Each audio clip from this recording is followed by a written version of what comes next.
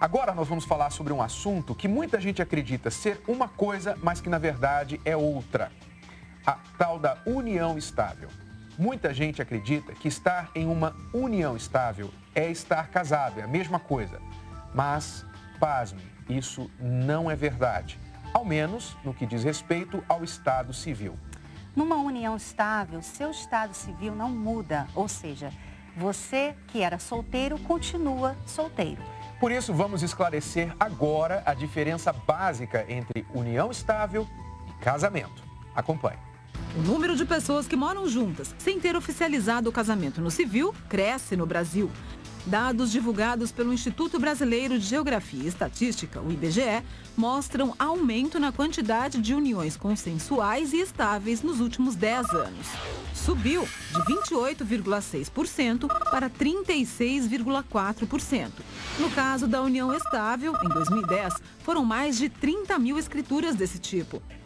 3 anos depois, mais de 125 mil. Já os paulistas se mostraram mais dispostos a juntar as escovas de dentes de forma mais tradicional. O número de pessoas que se casaram no civil em São Paulo subiu, de acordo com uma pesquisa da Fundação SEAD. Foram 280 mil casamentos, o maior número dos últimos 30 anos. Mas casar ou viver em regime de união estável é a mesma coisa? Para vocês, o que é união estável?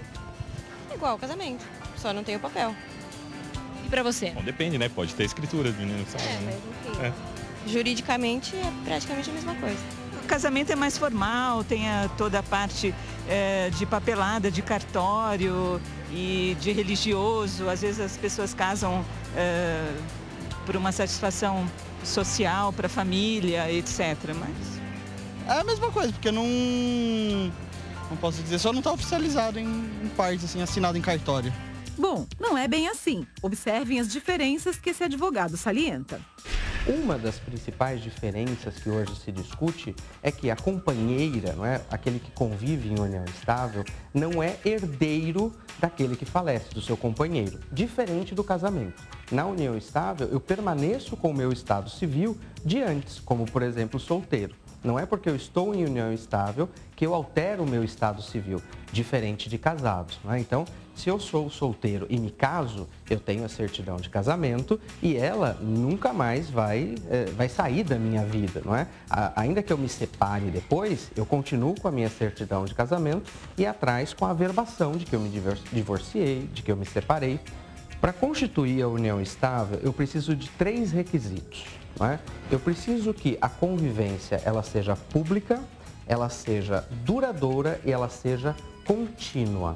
Somente isso.